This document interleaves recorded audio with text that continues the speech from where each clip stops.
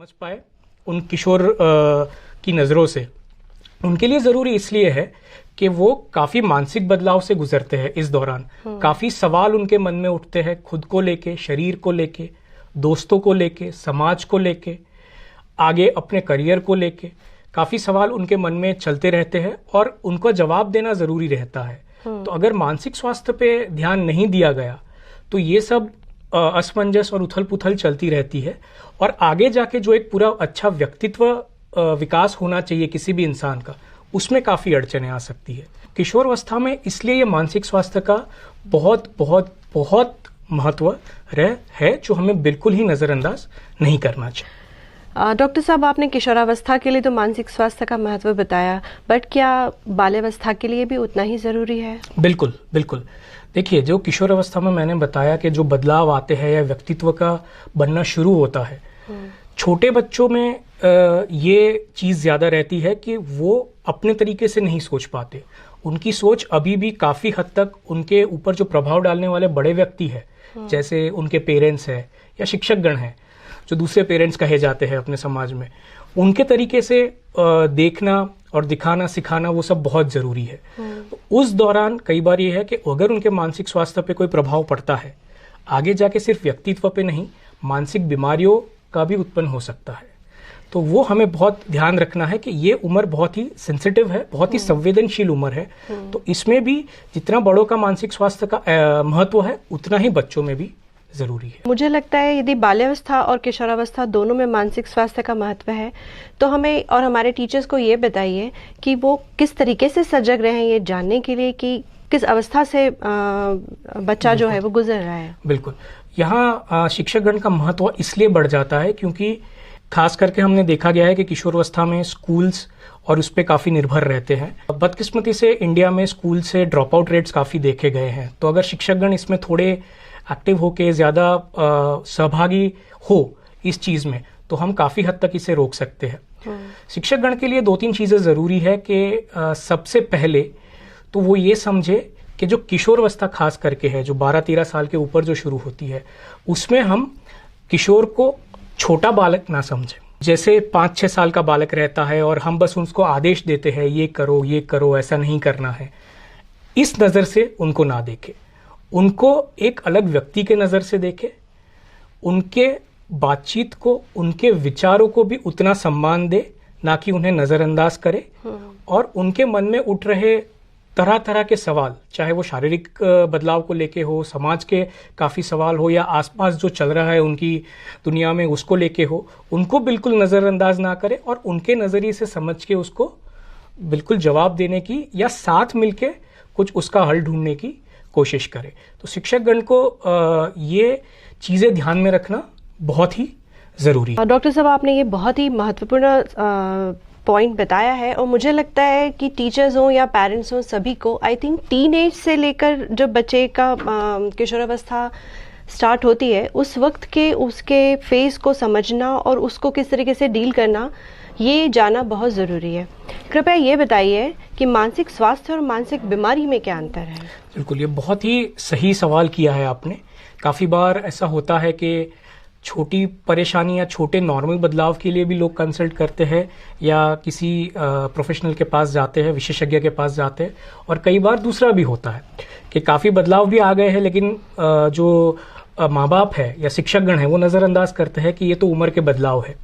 तो ये बहुत ही सही चीज़ है कि मानसिक बदलाव जो एक नॉर्मल इस उम्र में क्या आते हैं और कब इन्हें मानसिक बीमारियां कहा जाए या तकलीफें कहा जाए, जब हमें विशेषज्ञ से ये जानना बहुत ही ज़रूरी है। तो अगर सबसे पहले मैं छोटे मोटे नॉर्मल मानसिक बदलाव की बात करूं, तो इस उम्र में सबसे पहले ऑटोनॉमी यानी कि स्वराज्य,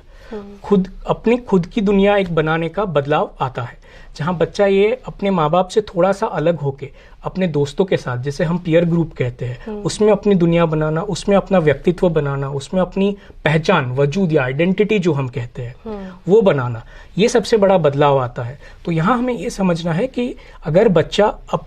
अपनी बात रखता है, अपने हक की बात करता है, तो वो कुछ उल्लंघन नहीं कर रहा है, वो अपने बदलाव की बात कर रहा है जो इस उम्र में होता है और ज़रूरी है। दूसरी चीज़ है कि इस उम्र में काफी और मन में सवाल उठने लगते हैं, बच्चे शिक्षकगण या माँ बाप से काफी सवाल पूछने लगते हैं। तो माँ बाप को ये समझना जरूरी है कि इसका मतलब कि बौद्धिक रूप से, विचारशील रूप से बच्चा परिपक्व हो रहा है और उन सवालों का जवाब ढूंढना जरूरी रहता है बच्चों के लिए। तीसरी ये चीज अगर हम बात करें तो और एक चीज इस उम्र में जो आती है वो है कई बार मना करना या सामने जवाब देना। अगर वो हल्का फुल्का हो रहा है, अपनी दिनचर्या को बिल्कुल भी हानि नहीं पहुंचा रहा है, बच्चा किसी चीज के लिए अगर कंफर्टेबल नहीं है और मना कर रहा है, तो हमें उसको गलत नहीं समझना चाहिए। हमें उसके नजरिए से शिक्षकगण को और माँ बाप को समझना चाहिए कि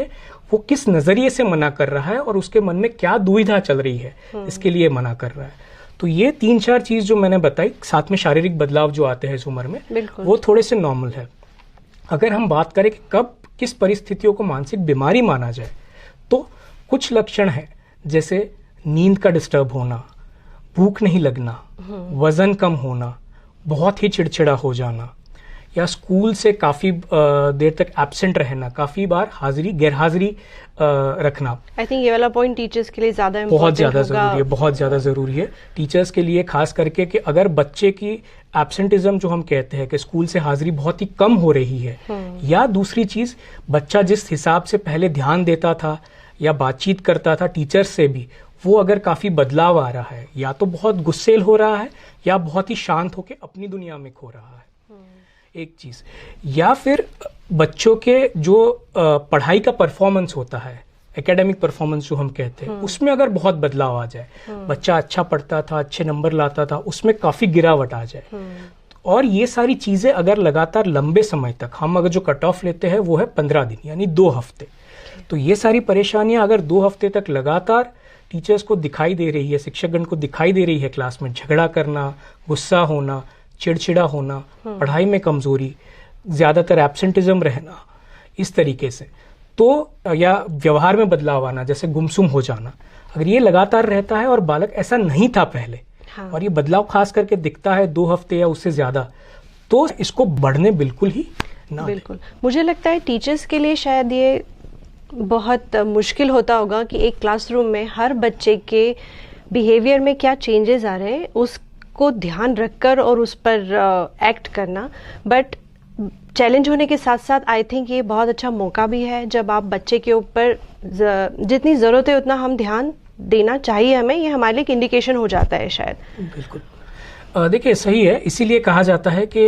या ये अब रिकमेंडेशन आने लगे हैं हर जगह, ये सुझाव आने लगे हैं कि हफ्ते में ना हो तो एटलीस्ट महीने में एक बार एक ऐसे ही इनफॉर्मल एक्टिविटी होनी चाहिए जिससे हम बच्चों के मानसिक स्वास्थ्य को समझ पाए और उनके कुशल को, उनके जो स्किल्स है जो हम कहते हैं, उनको बढ़ावा दे पाए। तो उसमें 2 चीज होती है, एक हम डेफिनेटली उनके कुशल को या स्किल्स को बढ़ा तो रहे हैं, लेकिन शिक्षकगण के पास बच्चों को जानने का और समझने का मौका भी मिलता है, रादर देन कि वो 1 वे टीचिंग चल रहा है। हाँ। अगर बच्चे सहभागी होकर एक पार्टिसिपेटरी स्किल चले तो उसमें बच्चों को समझने का बहुत अच्छा, जैसे आपने बहुत कहा कि एक चैलेंज भी है लेकिन साथ साथ एक बहुत अच्छा मौका है, हाँ, अपॉर्चुनिटी भी बिल्कुल है। बिल्कुल कि हम उसको ज्यादा और अच्छे से इम्प्रूव कर सके और बच्चे के जीवन पे और अच्छा सा असर डाल सके। बिल्कुल।